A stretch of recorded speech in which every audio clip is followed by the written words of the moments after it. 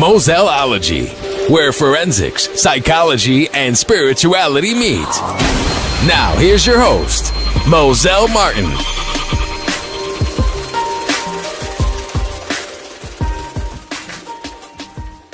Hello and welcome. As you know, I normally like to analyze the handwriting of my guest when I open the show.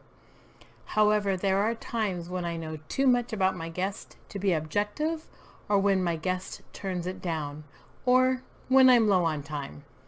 Therefore, today is one of those days, and you may be wondering why pretty much every episode lately has been one of those days, and that's because I am in the process of interviewing all of the authors in my upcoming Girl Behind the Fence series, and all of these authors were handpicked and invited by me, so I know too much about them to really make it objective. But once this series interview is over, I will be restarting the analysis when I open the show. So stay with me, don't give up on me. And in the meantime, if you would like to analyze the handwriting of someone in your life, check out my mobile app at analyzethisapp.com. On today's show, I will be speaking with Deborah Rose, who will be sharing fascinating insights on how her career in private investigation and bail bonds led her into her strong spirituality and life as a coach of many things. Deborah is a lifetime entrepreneur. Her background consists of being an investigator, paralegal, mediator, life coach, NLP certified master's practitioner, and handwriting therapist under yours truly. That's right, me. And though Deborah's career has been founded in the legal arena, for 3 years she was a consultant acting as the Director of Educational Development for NAMI Texas, which NAMI is the National Alliance for Mental Illness. Since 2014, Deborah has been the acting director for the Council of Families for Children, a 501c3 devoted to families who have children dealing with mental health issues. Using a lifetime of experience and her incredible abilities as a public speaker and teacher, working with NAMI has allowed Deborah to speak and teach to thousands of family members and professionals. By doing so, Deborah is also sharing with them the needs of children and their caregivers when dealing with a mental illness. Not only is Deborah a life coach, but she practices what she knows by receiving life strategies not only from her NLP instructors, but also from people such as Lisa Nichols, better known for her hit movie, The Secret. When I see a model of success that I like and can relate to, Deborah says, I want to learn everything I can about it. Deborah is a contributing writer to Chicken Soup of the Soul, Children with Special Needs. She is also currently writing children's books that explain about different mental illnesses and how they affect the children and their families. Deborah has over 10 books available on Amazon and also helps others publish and promote their own books as well. Besides her professional interests, Deborah is active in her community by serving as a child advocate and also providing pro bono services monthly to women in need. Deborah lives in Texas with her husband Scott and their 2 chihuahuas. However, before I bring Deborah on, I wanted to share that she is one of the contributing writers for my new self-help book series for women called Girl Behind the Fence. Each of these books will showcase the personal journeys of 22 women writers from around the world and support an applicable nonprofit. I will be bringing all of the authors onto this podcast, so stay tuned to girlbehindthefence.com for the upcoming series releases. Now let's welcome Deborah. Hey Deborah, I'm so happy to have you with me. I'm so glad to be here. It's been crazy getting here, but you know, I love a good ride. I love that. I have known you. God, how long have we known each other now? Don't tell people. I like them to think I'm young. But it's been we're coming up on probably almost 2 decades, I would think. Pretty close, because my daughter was not even quite a teenager when we first connected, and then so yeah. Yeah, we're right around there. And even knowing that much about you, I don't know who you were before you were you that everybody knows. Well, you know what's really funny is that I was me when I was a young girl. I mean, who I am now, I was when I was 4 and 5 years old. And then life happens to us, and we start adjusting and adapting to our environment and to the things that we're dealt, and the griefs and the hardships. And I basically have just kind of, in my opinion, gone full circle, and now I'm back to who I was when I was 4. And the only difference is I have some, common sense and wisdom I didn't have at that age. And so one of the things that I try to tell people now is remember who you were when you were 3, and remember who you were when you were 4, when we're doing coaching or, working through those issues. And I take them back there, and it makes shifting as an adult so much easier now. So much. I know that you've done a lot of work. So give the listeners some of the career paths that you have taken. Well, I started out in business as a part-time cashier at a home improvement center. I became their youngest store manager and the only female in Texas when I was 19. I broke off in the early 20s and started my own business doing marketing for a paging company and selling pagers, and was in the think tank with Honeywell and Wang Computers on how to develop voicemail to bring it to the public. So you have voicemail partly because I helped bring that to you. I love it. And then my husband died, and he had a bail bond company. I didn't even know where the jail was. I had to take over the bail bond company and did that, and that led me into private investigations, which I've been doing over 32 years. And because of dealing with people and their miseries and their disappointments, it took me into becoming a personal coach, because people would come to me and say, I need an investigator, and I'd listen to the story and I'm like, no, you just need some help. And would sit down and talk to them about what it would take for them to get happy again, what would truly make them happy. And then dealing with mental health issues with my family, I also developed other techniques and skills, and then met you and learned how to do handwriting therapy. God bless you. And so now I run a nonprofit that helps people with mental health issues, and I still have my investigation company, and I do coaching. So they all kind of overlap, though. People just call me with problems, and I say, well, this is the service I have, and this is the company you're hired, and this is what we're going to do. With that being said, you've walked through so many different paths in your life. And so why do you think that is important or a plus when helping other people? Well, frankly, I can sit down with anyone and from some perspective develop a level of empathy with that person, because if I haven't been through that exact circumstance, I know someone who has, or I've been through something similar. So, I mean, there's just not anyone that I can't sit down to, whether they're a multi-billionaire or someone who's homeless, and find something that I can relate to and make a connection with them. Yeah, I agree. I think that with me and my mental health background and the forensic background, working with cops and jails and prisons, and then working with people off the streets all the way up to, the billionaires like you mentioned, it helps just diversify your own understanding of yourself, as well as, identifying with a common ground between you and whoever they are. And so I often, when I was a correctional officer back in the early 90s, I remember saying, look, the only difference between us in the uniform and you is that you guys were caught. There's no, none of us are walking around with a halo and wings either. Exactly. And that's one of the main points I make as the foundation in the communication classes that we teach at the center, is that we all want the same basic things. We want to feel safe. We want to have food in our belly. We want a place where we can lay down and put our head to rest. And we want to be loved and respected. It's just, how do people filter that information, and what does that really look like for them? And there are people that actually live on the streets that feel safer than people that live in multi-million-dollar homes. It's about how you filter your environment. And once you can step into someone's shoes long enough to understand their filters, you can communicate with anybody. Yep, exactly. Because we all are still basically human. At the very bare bones, we are. Exactly. So in your opinion, what do you feel are some of the main things that people do to self-sabotage their own success? Well, first of all, they have low standards for themselves. They don't have what I call a built-in cheerleader.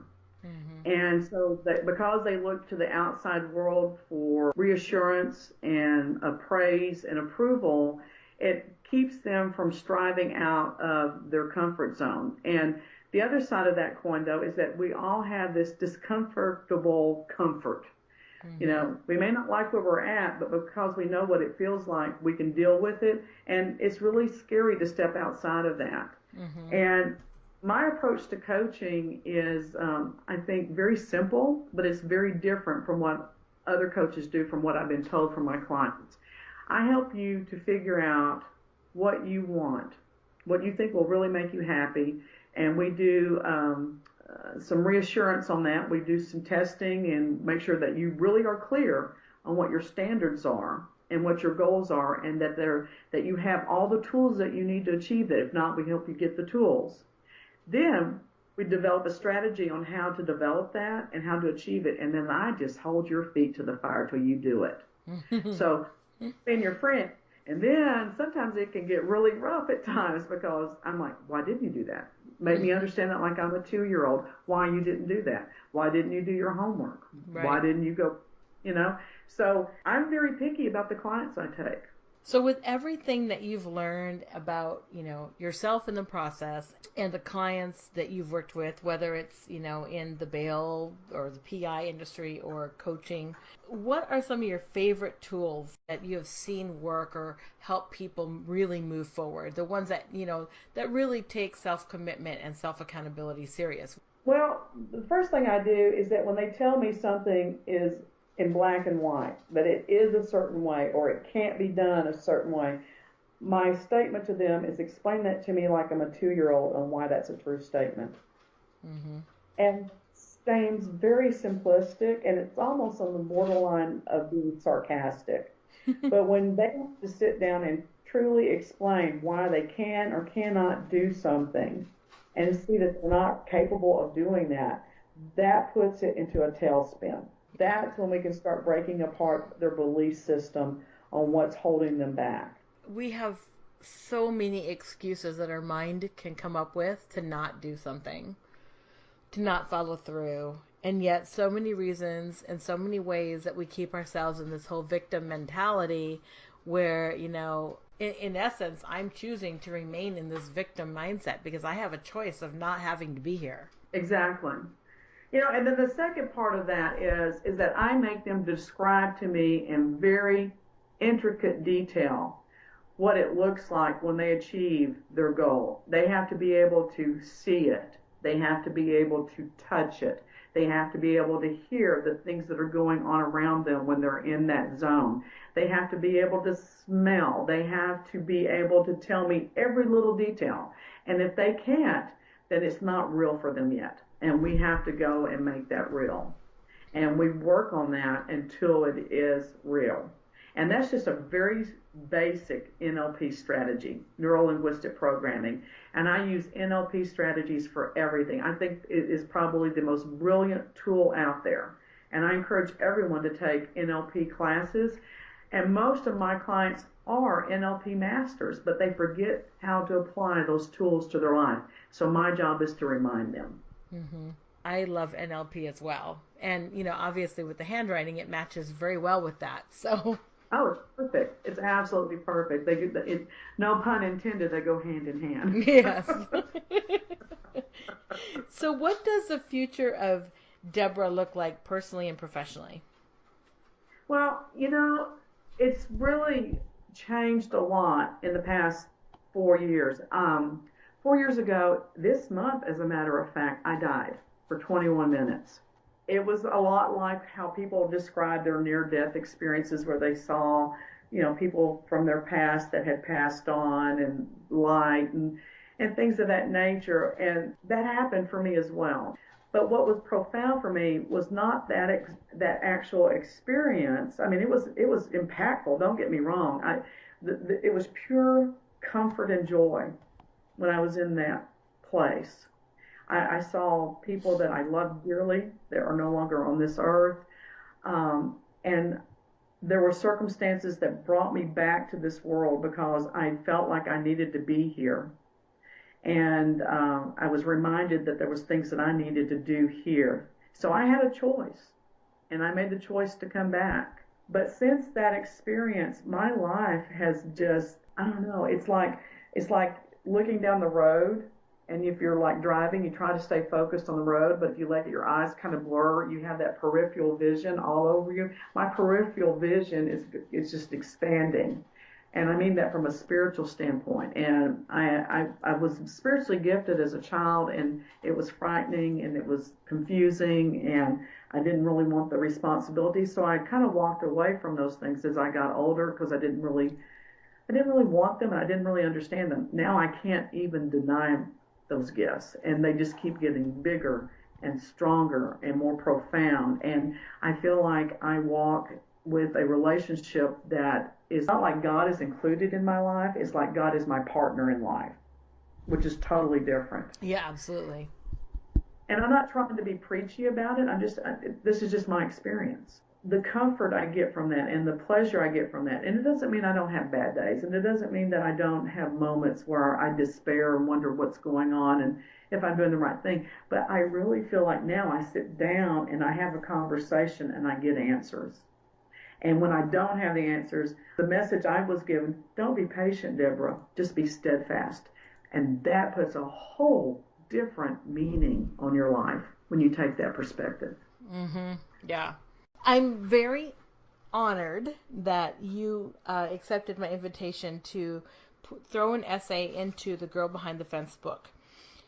And even though the main theme of this book, of the series of 15, is loneliness, the first book of the series, I was wondering if you could give the listeners a teaser about the essay that you included, because I really like how you used the irony of it all. Well, I think basically what I was trying to say is that you can be alone and not feel loneliness. And that for years I wasn't alone, but I felt very lonely. And what brought me full circle is that based on my belief system and based on my spiritual journey, I'm alone quite often. Mm-hmm. However, I don't ever feel lonely. And it's ironic to me that I want to spend time alone, even more so than I did. I've always been kind of an introvert. Mm-hmm. I've in my downtime, but now when I have my alone time, I don't feel alone anymore. I've gotten very jealous of protecting that time because that's when I commune with myself, with God, with just spirits, period, and just gather up what I can do in the next 24 hours. I quit looking at the big picture.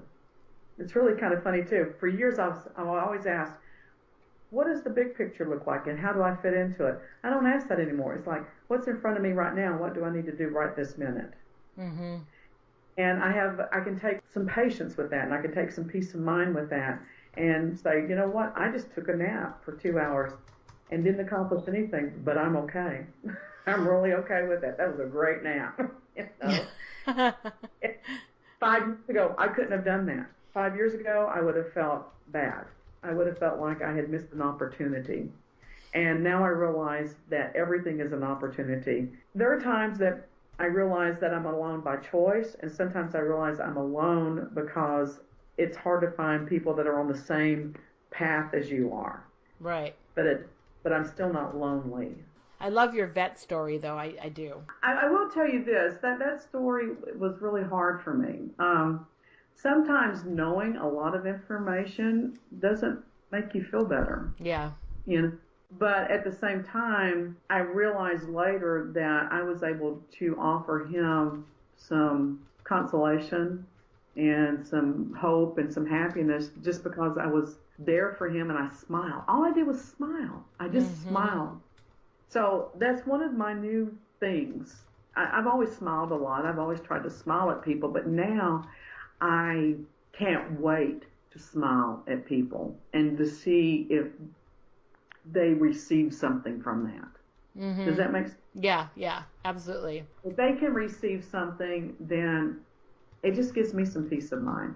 Right. Oh yeah, absolutely. And that was just really touching when I read it. I was like, this is perfect. Well, I don't know that I could ever truly write and convey what that meant to me. I spent a lot of time. Thank God I was in Arkansas, because Arkansas is like my go-to place to rejuvenate on all levels.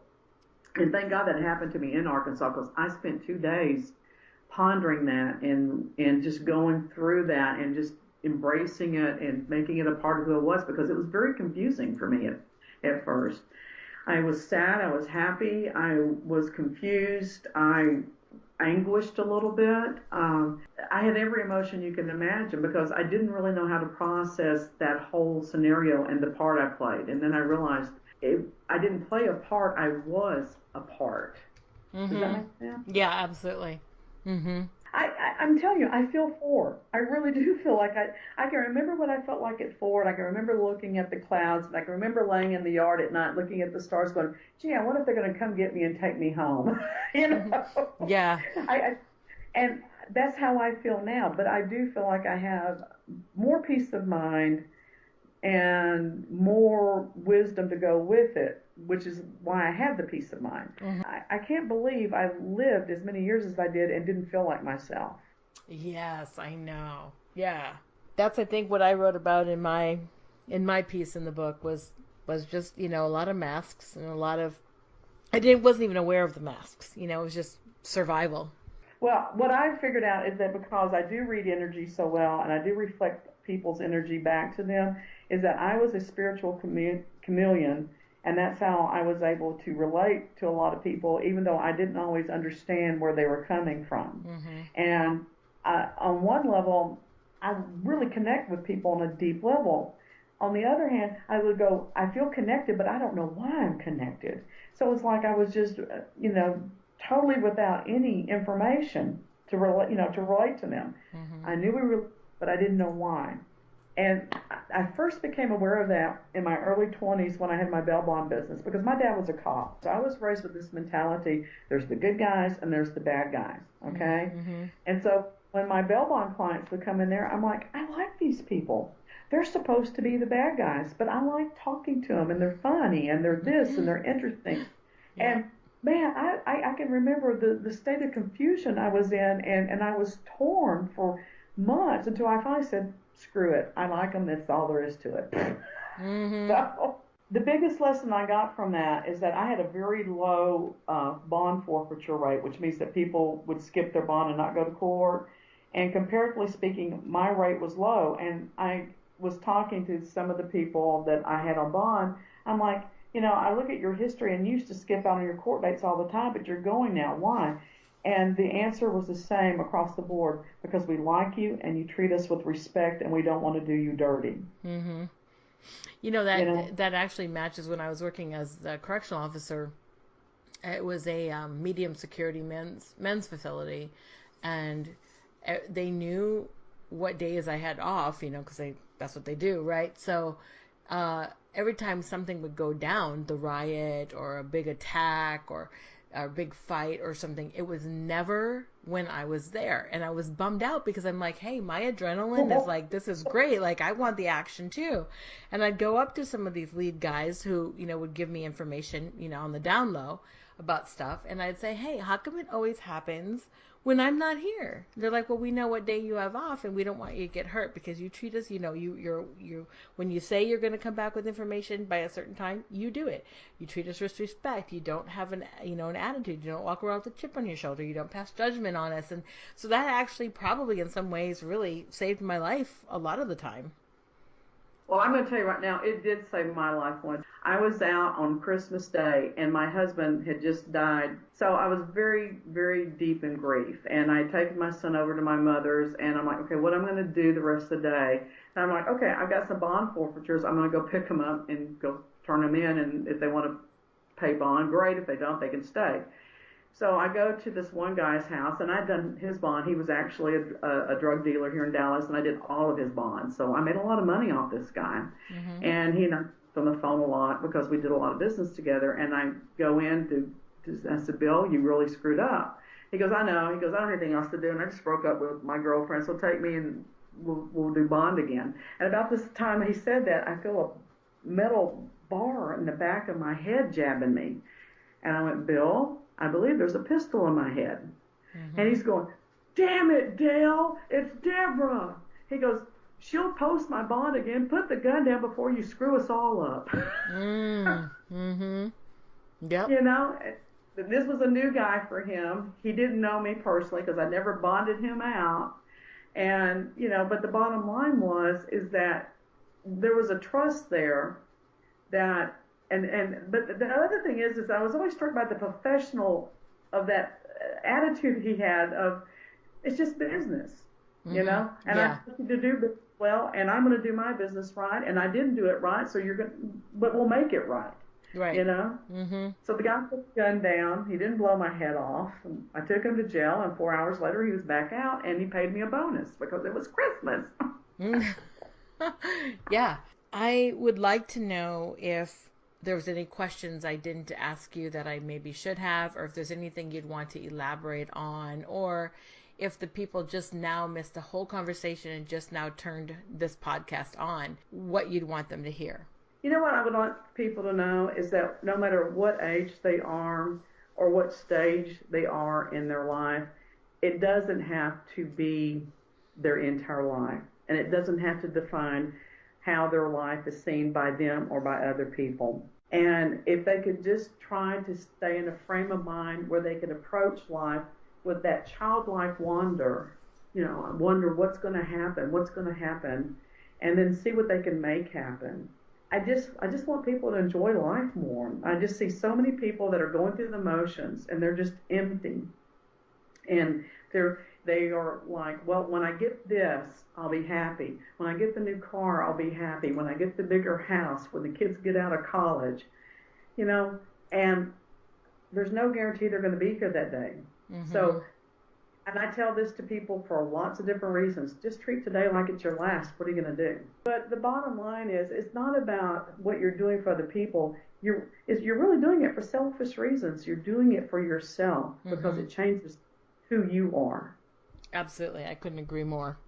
You know, it's just like, you know, in the airplane, and we just had that horrible airplane thing that happened. You put that mask on your face first, and then you help others.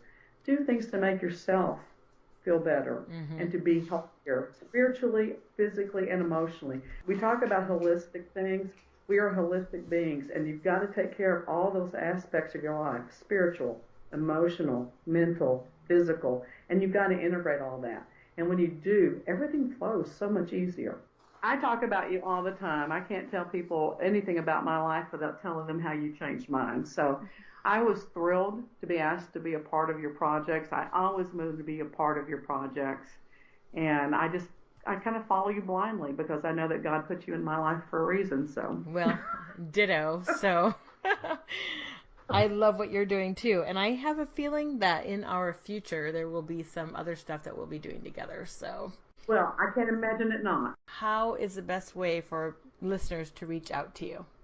Basically, on my website, DeborahColleenRose.com. And Deborah is Deborah. Right, and ColleenRose. It's about as Irish as you can get. Thank you so much, Deborah. It was awesome. All right. Thank you. As always, I'd like to ask a question to my listeners. Has good old-fashioned kindness and respect disappeared from our society? Has being respectful to others or kind to others or even giving a smile helped you feel better in addition to others? Perhaps being kind and respectful has actually saved your life as well. If so, we'd love to hear from you. As always, I will put the relevant links from this podcast in the main description on Hipcast and iTunes. If this episode inspired you or was of interest to you, please share it on social media. If at any time you would like to share comments about an episode or would like to be a guest or recommend a guest for my show, please contact me at mosellemartin.com.